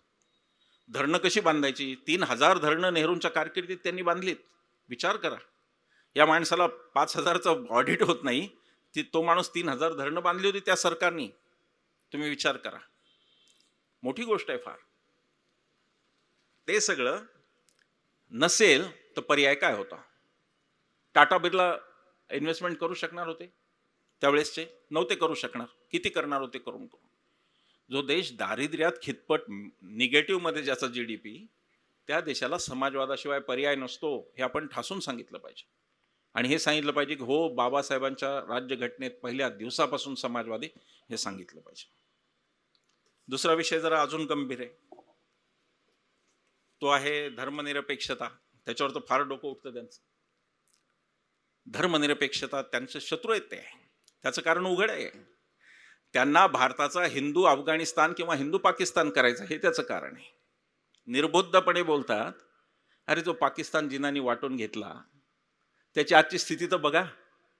एक राष्ट्र धर्माच्या आधारावर त्याची स्थिती बघा, आणि एक धर्मनिरपेक्ष राष्ट्र, ते आता मागचा काळ सोडा 10-12 वर्षाचा, त्याच्या आधीची प्रगती बघा. मागच्या काळात काय, या काळात काही प्रगती नाही. फक्त टेंडर काढणे, हायवे बांधून पैसे काढणे, एवढा कार्यक्रम चाललाय. सामान्य माणसाचं काही घेणं देणं नाही यांच्या विकासाशी. यांचा विकास राहतो कुठं काय कोणाला माहित नाही. रोडवर निघालं तर थोडं दिसतं, बाकी काही विकासाचा संबंधच नाही काही. धर्मनिरपेक्षता नको, कारण धर्माचं राज्य आणलं की मुठभर लोकांना, उरलेल्या लोकांवर गुलामगिरी करता येते, म्हणून धर्माचं राज्य पाहिजे. का पाहिजे? का पाहिजे पुरोहितशाही? राज्य करता येतं, आर्थिक प्रश्न सुटतात. देव फार कोपतो, तुम्ही इकडे या, देवाला पैसे द्या, ते पैसे मी घरी घेऊन जातो, इतका साधा हिशेब आहे. वेगळा हिशेब काहीच नाही. म्हणून त्यांना धर्मनिरपेक्ष राज्य नको आहे. जर का धर्मनिरपेक्षता ही भारतीय राज्यघटनेत नसती तर भारतीय राज्यघटनेने कोणत्याही धर्माचा उल्लेख का केलेला नाही हा प्रश्न आहे. मला या राज्यघटनेचा अभिमान वाटण्याचं अजून एक कारण आहे की या राज्यघटनेने एकाही धर्माचा उल्लेख आपल्या पुस्तकात केलेला नाही. याचाच अर्थ ती धर्मनिरपेक्षच आहे. तिने जर सांगितलं असतं की या धर्मातून हे चांगलं उचललं, त्यात आता नाही. मी पुन्हा म्हणलो की व्हेरी क्लिअर थिंकिंग, बाबासाहेबांच्या विचार करण्याच्या क्षमतेला जेवढं बोलावं तेवढं कमी आहे. एकदम क्लॅरिटी ऑफ थॉट्स, विचारांची स्पष्टता, की राज्यसंस्था धर्मनिरपेक्ष असली पाहिजे. आपल्या राज्यघटनेचं सगळ्यात चांगली खूबी ही आहे की ती व्यक्तीला धर्म स्वातंत्र्य देते, पण धर्माला मोकाट स्वातंत्र्य देत नाही. व्यक्तीला स्वातंत्र्य म्हणजे काय? मी माझ्या घरी पूजा करील, मी मशिदीत जाऊन नमाज पडेल, मी घरी नमाज पडेल, मी चर्चमध्ये जाईल, मी काय करायचं ते करीन. पण जेव्हा रस्त्यावरचा विषय येईल तेव्हा डीजे लावायचा नाही हे शासकीय यंत्रणा सांगू शकते, म्हणजे ते धर्मनिरपेक्ष. रस्त्यावरती धर्मनिरपेक्ष. सार्वजनिक ठिकाणी गडबड चालणार नाही, गोंधळ चालणार नाही, ते डीजे चालणार नाहीत कान फाटेपर्यंत. इतक्या विकृतीला पोचलेत हे की ह्या डीजेचा विषय मी बोललो म्हणून हल्ला झाला सिन्नरला माझ्यावर. मी असं म्हणालो की मी भारतीय जनता पक्षाच्या कोण्याही नेत्यापेक्षा चांगला हिंदू आहे, कारण मी वेद आणि उपनिषद वाचलेला हिंदू, असं मी म्हणालो. आणि मी म्हणालो की हिंदू म्हणून मला डीजेची आवश्यकता वाटत नाही, माझ्या धर्मात त्या डीजे लिहिलेले नाही, असं तेवढं खवळले ते. याच्या मागचं सत्ता कारण, याच्या मागचं एक सायकल लक्षात घ्या की लोकांना सतत मेंदूला विचारच करू द्यायचा नाही, हे ते तंत्र आहे. डीजेच्या तालावर नाच, हे कर ते कर, महोत्सव अमुक तमुक. इकडे मी आलो, सगळ्या मेट्रो पाहिल्या, खासदार महोत्सव. अरे काय खासदार महोत्सव? देशच महोत्सव झालाय सगळा. रोजच काहीतरी सेलिब्रेशन आहे, कशाचंही साजरीकरणच आहे. फक्त कार्यक्रम करायचे साजरीकरणाचे, काही नाही, मुळात शून्य. धर्मनिरपेक्षता जर तुम्हाला नको असेल आणि तुम्हाला जर हिंदू राष्ट्र पाहिजे असेल तर तुम्ही हे लक्षात घ्या की हिंदू राष्ट्र मागणाऱ्या सावरकरांना पहिल्या 4 निवडणुकांमध्ये त्यांच्या पक्षाला अनुक्रमे 4 खासदार, मग 3, मग 1 आणि मग 0 असे मिळालेले आहेत. या देशाला धर्माचं राज्य ही कल्पना सहन होणारी नव्हती, ती या देशाच्या DNA मध्येच नाहीये. हा देश सर्वसमावेशक आहे, सगळ्यांना सामावून घेणारा हा देश आहे, त्यातील कल्पना नव्हती. पण त्यांना ते का करायचं आहे, अहो इतिहासच सांगितला जात नाही. हे जे म्हणतात ना धर्म धर्म धर्म, या लोकांनी, हिंदू महासभेनी, ते ज्यांना 24 तास शिव्या देतात, त्या मुस्लिम लीगच्या जिनांबरोबर युती करून निवडणुका लढवल्यात. बंगालमध्ये लढवल्यात, पंजाबमध्ये यांची युती होती. का तिला महायुती म्हणायचं का अतियुती म्हणायचं मला माहित नाही, पण यांची युती होती. म्हणजे अगदी स्पष्ट आहे, एकाला हिंदू राष्ट्र पाहिजे, एकाला मुस्लिम राष्ट्र पाहिजे. आणि त्या स्थितीमध्ये आपले राष्ट्रीय नेते हे म्हणतात की आम्ही फाळणी स्वीकारली, पण फाळणीच्या मागचं तत्वज्ञान आम्ही स्वीकारलेलं नाही. याचा अर्थ असा की फाळणी ही वस्तुस्थिती आहे, ती आम्ही स्वीकारली, पण याचा अर्थ पुन्हा धर्माच्या नावावर फाळणी होईल असं काही समजू नका. धर्माच्या आधारावर देशाची फाळणी हे आम्हाला तत्वच मान्य नाही, हे आपल्या नेत्यांनी म्हणलंय, आधीपासून म्हणलंय. धर्माचं राज्य पाहिजे असेल तर जरा त्या अफगाणिस्तानातल्या मुसलमानांना जाऊन विचारा ते काय असतं. ते तालिबान जेव्हा आले, तिथे तालिबान्यांचं कौतुक झालेलं आहे की आता हेच आहे की जे आपल्याला वाचू शकतात, हेच आहे की जे ज्यांना पैगंबरांनी पाठवलं असं लोक म्हणलेले आहेत. मग त्या तालिबान्यांच्या बंदुका नंतर यांच्यावरच रोखल्या गेल्या. ते धर्माचं राज्य आहे ना मग शेवटी. आणि मग ते म्हणायला लागले की मुलींनी जीनची पॅन्ट घालायची नाही. बामियांच्या बुद्धमूर्ती फोडल्या. सगळ्यात जगातल्या म्हणजे किती हिंसक गोष्टी असाव्यात ह्या. बुद्धमूर्ती फोडल्या आणि त्यांच्या बंदुका त्यांच्याच लोकांकडे वळल्या. आणि मुलींनी जीनची पॅन्ट घालायची नाही, बुरख्याच्या बाहेर यायचं नाही, सक्ती सुरू झाली. आणि ते भरडून निघालं अफगाणिस्तान. ते काय कोणता तालिबान म्हणले होते, ते नाही काहीतरी वेगळं म्हणले होते, मोदी म्हणले होते त्याच्यावर काहीतरी, गुड तालिबान बॅड तालिबान. आता कोणता आला माहित नाही. इथं त्यांच्याबरोबर बैठक झाली, दिल्लीमध्ये मंत्र्यांच्या बरोबर बैठका घेतल्या तर तालिबानवाल्यांनी. आणि महिला पत्रकारांना प्रवेश नव्हता. हे कुठं चाललंय ते बघाय, लक्षात घ्या. तुम्हाला जर वाटत असेल की हे हिंदुत्ववादी पक्ष हा मुसलमानांचा शत्रू आहे, ख्रिश्चनांचा शत्रू आहे, आदिवासींचा शत्रू आहे, तर तो आहेच, पण तो त्याही पेक्षा सगळ्यात मोठा हिंदूंचा शत्रू आहे, हे लक्षात घ्या. हिंदू धर्मामधले रिफॉर्म्स यांना नको आहेत. राजाराम मोहन राय यांच्या दृष्टीने ब्रिटिशांचे एजंट असतात.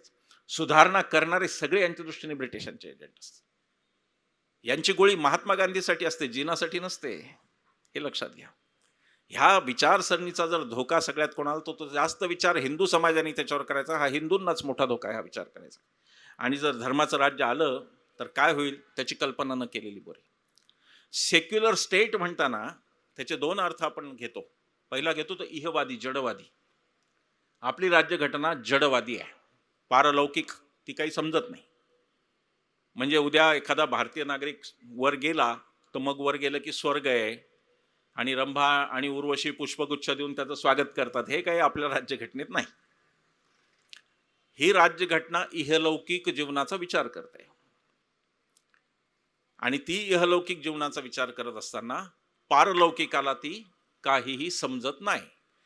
देव, धर्म, पुण्य, बिन्न ते तुमचं तुमचं व्यक्तिगत झालं, तुम्ही तुमचं करा. राज्यघटनेचा त्याचा संबंध नाही. आणि म्हणून सायंटिफिक टेम्पर आलं त्यात. काय अवस्था आहे आपल्या देशाची. पंतप्रधान पदावरचा माणूस राष्ट्रीय विज्ञान काँग्रेसमध्ये बोलतो, नॅशनल सायन्स काँग्रेसमध्ये, आणि काय म्हणतो, आमच्याकडे पूर्वीपासून प्लास्टिक सर्जरी होती. उदाहरण काय दिलं, गणपतीचं. काय मग ते बाळ फोंडके नावाचे शास्त्रज्ञ आहेत, त्यांनी एक महाराष्ट्र टाइम्समध्ये फार छान लेख लिहिला. ते म्हणले की तेव्हाही जर प्लास्टिक सर्जरी होती तर ज्या डोक्याचा शिरच्छेद केला तेच डोकं का जोडलं नाही, एक हत्ती वाया का घातला त्याच्यासाठी, असं ते म्हणाले. हे लॉजिकल आहे, दिस इज व्हेरी लॉजिकल. त्या पार्श्वभूमीवर सायंटिफिक टेम्पर म्हणजे इहवाद हा म्हणजेच धर्मनिरपेक्षता, त्याचा थोडा दुसरा अर्थ आपण घेतो. मूळ जर ऑक्सफर्ड डिक्शनरी काढून पाहिली तर सेक्युलरचा अर्थ इहवाद असा होतो. म्हणजे इथे दिसतंय ते खरं बा, हे माझे रस्ते, हे माझं पाणी, हे खरं आहे. बाकी वर किती देव आहेत आणि काय आम्हाला काय माहीत नाही, आणि त्याच्याबद्दल आमचं काही म्हणणं नाही, आणि आम्हाला काही बोलायचंच नाही. ते म्हणजे इहवादी. एका अर्थाने ती इहवादी पण आहे. आणि दुसऱ्या अर्थाने सायंटिफिक टेम्परमध्ये काय सांगितलं बाबासाहेबांनी, ह्युमॅनिझम आहे त्याच्यात, मानवतावाद, आणि फार महत्त्वाची गोष्ट जिज्ञासा नावाची सांगितली. आपल्याकडे जिज्ञासेचाच त्रास आहे सगळा, जिज्ञासाच जागृत होत नाही. तुम्ही विचार करा, न्यूटनच्या आईने जर त्याला सकाळी चित्रकलेचा, दुपारी कथ्थकचा क्लास लावला असता, तर निवांत बसण्याची कलाच न्यूटन विसरला असता. झाडावरून फळ पडलं तर पडलं म्हणलं असता. पण ती जिज्ञासा तयार होणं की हे फळ का पडलं, हे बाबासाहेबांच्या राज्यघटनेत ही फार मोलाची गोष्ट आहे. त्याची किंमत आपण केली पाहिजे, समजून घेतली पाहिजे की जिज्ञासा पण आहे आणि त्याच्यात बदल पण आहे, ट्रान्सफॉर्म पण आहे. बदला म्हणतात बाबासाहेब. आता बदल राहिला नाही, आता फक्त बदला राहिला. ईडीत लोकांना टाकणे वगैरे, बदलाची गोष्ट गेली. आता बदला राहिलाय, सुरू झालाय. बदला घेणे, विरोधी पक्ष संपवणे, अमुक तमुक ढमुक, बदला फक्त. हे जे सायंटिफिक टेम्पर आहे ते या इहवादी जे आपण सेक्युलर म्हणतो त्याचा हा मूळचा गाभा आहे. आणि ही राज्यघटना धर्मनिरपेक्षपणे, काही लोक म्हणतात सेक्युलरचा अर्थ इहवादी आहे. अरे इहवादी म्हणजेच धर्माच्या विरोधात. धर्म पारलौकिक आहे ना. धर्मात काय सांगितलं, किंवा देव असतो, ठीक आहे, तिथे वर स्वर्ग असतो, एक नरक असतो. पाप केलं की तुम्ही ते नरकात पडता. मग काय त्याला कारण, तुमचं मागच्या जन्मीचं कर्म. काय कुठल्या गोष्टीला आधार आहे का? काहीही आधार नाही. मुळात आत्मा ह्या कल्पनेलाच काही आधार नाही. ते काही नसतं. असं माणूस मरतो म्हणजे हे शरीर संपलं, आत्मा आहे, भटकला आणि कुठे गेला, त्याला काय पाय आहेत का काय भटकायला, का विमानं दिलीत त्याला भटकायला? काही नाही. असं हे राज्यघटनेचं म्हणणं आहे. राज्यघटना आत्मा मानत नाही, राज्यघटना देवाचा उल्लेख करत नाही. राज्यघटना स्वातंत्र्य देते, पूजेचं स्वातंत्र्य आहे, उपासनेचं स्वातंत्र्य, पण ते व्यक्ती म्हणून आहे, झुंड म्हणून ते स्वातंत्र्य नाही. उद्या आमच्या हिंदू धर्मात गाय मारत नाहीत म्हणून कोणी आखला मारत असेल तर ते स्वातंत्र्य नाही. त्याचा कायदा त्याचा पाठपुरावा करेल, जर कायद्याचं राज्य राहिलं तर. आताचं कायद्याचं राज्य आहे का म्हणायला जीभ कचरते माझी. तो स्कोप राज्यसंस्थेचा, तुमचा स्कोप घरी जा, मंदिरात जा, चर्चमध्ये जा, मशिदीत जा, ते तुमचं तुम्ही करा. धर्मनिरपेक्षता राज्यसंस्थेची अशासाठी आवश्यक आहे की हा देश अनेक धर्मांच्या लोकांचा देश आहे. हे पण कारण आहे. सत्यनारायणाच्या पूजा ऑफिसमधल्या अशा वेळेला म्हणता हजचं अनुदान, म्हणलं आम्ही म्हणलं तेही बंद करा. जे काही सेक्युलर, इहवादी, धर्मनिरपेक्ष ते ठेवा, बाकीचं काढा. आता तर फुकट यात्राचा हंगामच सुरू झालाय. काय म्हणजे बोलायचं आता. फार लोकशाही म्हणजे, आता मतदार त्याला तितकाच जबाबदार आहे. आमच्या पुण्यामध्ये महापालिकेला एका उमेदवाराचं चिन्ह होतं प्रेशर कुकर. तर त्यांनी काय केलं की तो कुकरचा डबा सगळा घरोघरी खालचा देऊन टाकला, भांड, आणि म्हणलं शिट्टीन झाकण मी निवडून आलो तर देणार. मतदारांनी शिट्टी वाजून दाखवली. एवढी काय बोलायचं आता. काय बोलायचं, काय कोणासमोर बोलायचं, कोणाला गारहाणं सांगायचं. आपलीच गारहाणी आपण करायची. 10-12 वर्षापूर्वी पांढरपेशा लोकांमध्ये चर्चा असायची, ते झोपडपट्टीतले लोक ना ते पैसे घेऊन मतदान करतात. मला एक दिवंगत आमदार होते रमेश वांजळे म्हणून, शहरी भागातले आमदार, कोथरूड वगैरे असं, ते मला म्हणले की अहो तुम्हाला काय सांगू सर, सोसायट्या सगळी कामं करून घेतात आमच्याकडून. कोणी कंपाऊंड वॉल बांधून घेतं, कोणी पाण्याची टाकी घेतं. एक सोसायटी अशी होती म्हणे, नवी कोरी, 8च दिवसाखाली बिल्डरनी घरं दिली होती त्या लोकांना, ते राहायला आले होते. त्यांना मागण्यासारखं काहीच नव्हतं. मग ते म्हणले तुम्ही आम्हाला खेळाचं साहित्य द्या. इतकी जर पुंगी वाजवली सुशिक्षित म्हणवणाऱ्या लोकांनी, जे की झोपडपट्टीतल्या लोकांना नावं ठेवून ठेवून मोठे झाले, तर या देशाची लोकशाही काय आणि तिचं भवितव्य काय, हा मुद्दा आहे. आपण राजकारण्यांवर 10 बोटं दाखवू, पण एक बोट आपल्या इकडे येईल की आपलं काय, आपण कसं मत देतो, आपण काय करतो. आपण राज्यघटना विचारतो का त्याला की तुला घटना मान्य आहे का तर मी तुला मत देतो म्हणलं का कोणी? आपले लोक, आपल्या विचारसरणीचे लोक, पुरोगामी विचारसरणीचे लोक 10-5 लोक विचारतील. बाकी जनतेचं काय करायचं, आम जनतेचं काय करायचं, जिचा हा कळीचा मुद्दाच वाटत नाही ज्यांना. त्याचं कारण पुन्हा तेच की राज्यघटना शिकवलीच नाही, हेच कारण. असो, धर्मनिरपेक्षतेशिवाय लोकशाही टिकू शकत नाही, ही गोष्ट नक्की आहे. धार्मिक राज्यामध्ये लोकशाही तुम्ही दाखवा. पाकिस्तान इस्लामिक रिपब्लिक आहे, स्टेट आहे, तिथे लोकशाही दाखवा. हुकुमशाही, लष्करशाहीच आहे तिथे. जिथे जिथे राजे रजवाडे आहेत आणि जिथे जिथे धर्माचं राज्य आहे तिथे तिथे लोकशाही टिकल्याचा इतिहास नाही. आणि म्हणून धर्मनिरपेक्षता ही लोकशाहीची पूर्व अट आहे, प्री कंडिशन आहे ती. त्याशिवाय पुढे जाऊ शकत नाही लोकशाही. प्रजासत्ताक हा जरी विचार केला, बाबासाहेबांच्या प्रिएम्बल मधला एक महत्वाचा शब्द, तरी प्रजासत्ता सुद्धा धर्मनिरपेक्षतेशिवाय येऊच शकत नाही. कारण प्रजा म्हणजे कोण हा मुद्दा आहे. आणि मग बहुसंख्य तेवढीच प्रजा का असं असेल तर ती लोकशाही नाही. लोकशाहीने सगळ्यांना सामावून घेतलं पाहिजे, लोकांची शाही. लोकशाही आणि प्रजासत्ताक हे दोन्ही शब्द धर्मनिरपेक्षतेच्या अंगानेच येऊ शकतात, दुसऱ्या कोणत्याही अंगाने नाही. आणि म्हणून घटना धर्मनिरपेक्ष आहे. आर्टिकल 14 धर्माच्या आधारावर भेदभाव केला जाणार नाही, बोललो. Sorry, article 15. त्याच्या आधी आर्टिकल 14 इक्वॅलिटी बिफोर लॉ, कायद्यापुढे सगळे समान. हिंदू असेल, मुसलमान असेल, ख्रिश्चन असेल, कोण असेल, कायद्यापुढे समान. सेक्युलर, राज्यघटना सेक्युलर असण्याचा पुरावा. धर्मनिहाय इथं नाहीये शिक्षा, जशा पूर्वी होत्या तशा धर्मनिहाय शिक्षा नाहीत. सगळे कायद्यापुढे सगळे समान. एका मुस्लिम चोरांनी काही 1000 रुपये चोरले आणि हिंदू चोरांनी 1000 रुपये चोरले, दोघांची शिक्षा समान. हे तत्व सेक्युलर तत्व, हे धर्मनिरपेक्ष तत्व. इथं धर्म अडवा येत नाही. आर्टिकल 25 धर्मात जाण्याचं, धर्म पाळण्याचं, धर्माचा प्रचार करण्याचं, हे सुद्धा सेक्युलरिझमचंच लक्षण आहे. एकाच धर्माचा प्रचार करावा हे नाही घटना म्हणत आहे. तुम्हाला जो आवडेल तो धर्म निवडा. स्वतः बाबासाहेबांनी धर्म निवडला आवडीचा.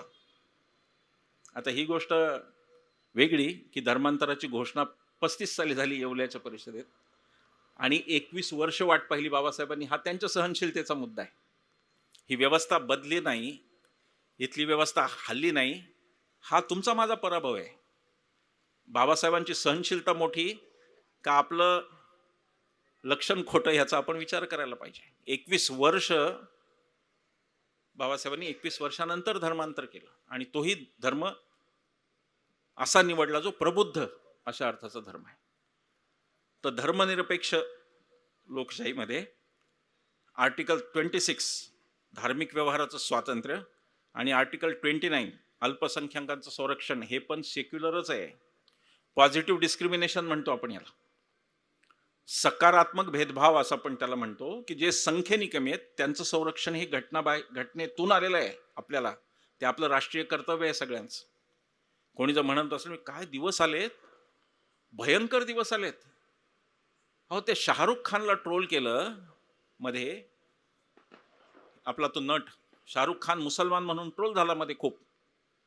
त्याचे आजोबा शाहनवाज खान हा माणूस आझाद हिंद सेनेत कॅप्टन होता. म्हणजे सुभाषबाबूंच्या नंतरचा माणूस तो होता शाहनवाज खान. जावेद अख्तरांचं रोज ट्रोलिंग करता निर्लज्जपणे, लाज वाटली पाहिजे यांना. त्या जावेद अख्तरांचे सख्खे काका सावरकरांनी इतकीच शिक्षा त्यांना झाली होती, ते काळ्या पाण्याच्या जेलमध्ये होते, त्यांना कोणी स्वातंत्र्यवीर नाही म्हणलं. ते तर देशद्रोही.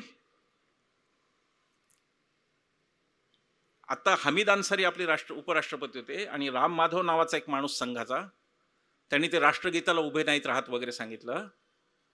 मी आता त्यांचं नाव विसरतोय.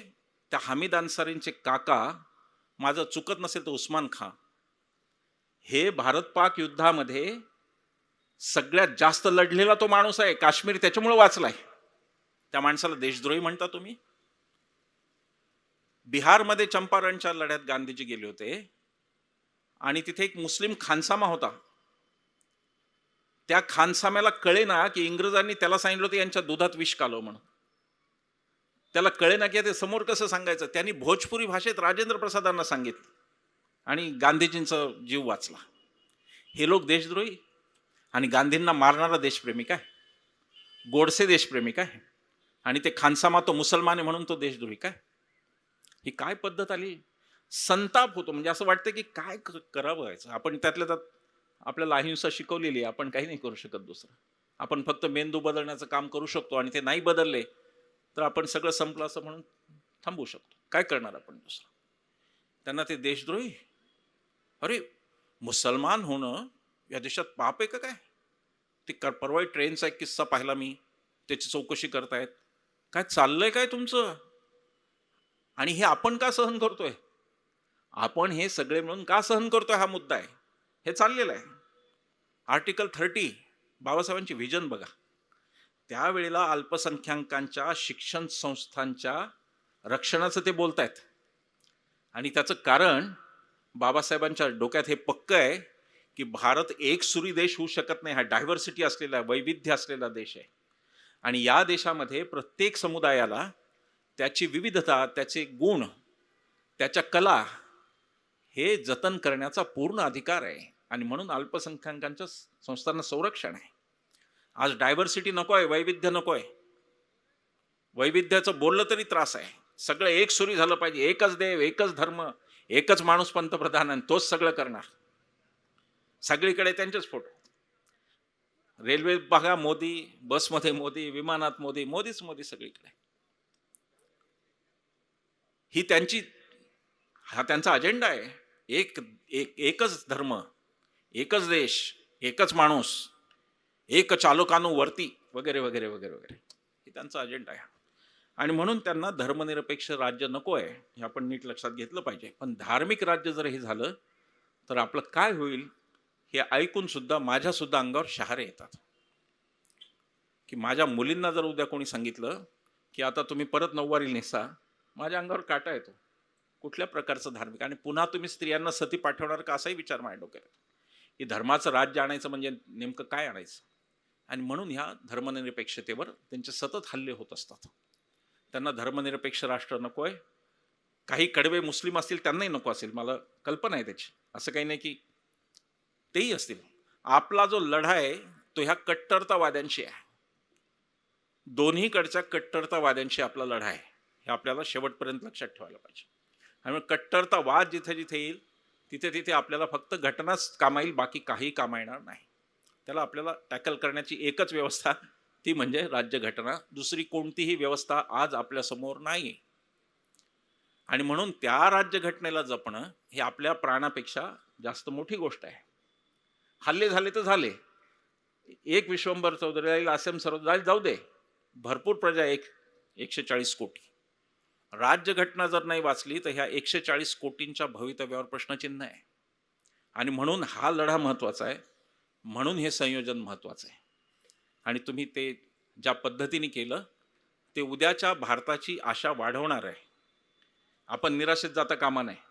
निराशात झटकून भले भले आले, पचले, गेले, कुठं पत्ता आहे? हे काय अमृत पिऊन आलेत काय? किस खेत की मुली. सत्तेत तुम्ही राहणार, राहा. तुम्ही काय अमृत पिऊन नाही आला की 150 वर्ष मीच, असं नाही आहे. एक वेळ अशी येईल की लोक तुम्हाला सत्तेतून हद्दपार करतील. पण ती हद्दपार केल्यानंतर व्यवस्थांची जी तोडमोड झाली आहे, सर्वोच्च न्यायालयापासून सगळीकडे जी घुसखोरी केलेली आहे, ईडी सारख्या, CBI सारख्या संस्था ज्या संपून टाकल्यात, त्या संस्थांच्या उभारणीसाठी पुन्हा आपल्याला पुढची 50 वर्ष द्यावी लागणार आहेत. आपला देश कमीत कमी 100 वर्ष मागे गेलेला आहे. ही खरी खंत आहे. ते नुकसान न भरून निघणार आहे. ते नुकसान सहन करूनही आज इथं येऊन ही माझी उमेद वाढली की अरे मी एकटा नाही, हे सगळे आहेत की सोबत. ही उमेद वाढवली. आता आजकाल भाषणाला जायचं म्हणजे फक्त भाषण करून असं नाहीये. भाषणात आपल्या सोबत किती आहेत हाही मुद्दा आहे. लोकांना बोलूच दिलं जात नाही. तुम्ही एवढे वक्ते बोलवताय आणि त्यांना बोलू देताय. तुम्ही जर म्हणलं असतं माझीच मन की बात तर अवघड झालं असतं. तर ही जन की बात करण्याची संधी इथे तुम्ही मला दिली. आपण परत परत मी पुन्हा येईन म्हणत नाही. ते वाक्य जरा बदनाम झालेलं वाक्य आहे. पण मी एवढं सांगेन, मी येईन म्हणत नाही, पण जेव्हा जेव्हा राज्यघटनेवर संकट येईल आपण सगळे मिळून येऊ, हे मात्र मी 3दा नाही 3000 वेळा सांगेन.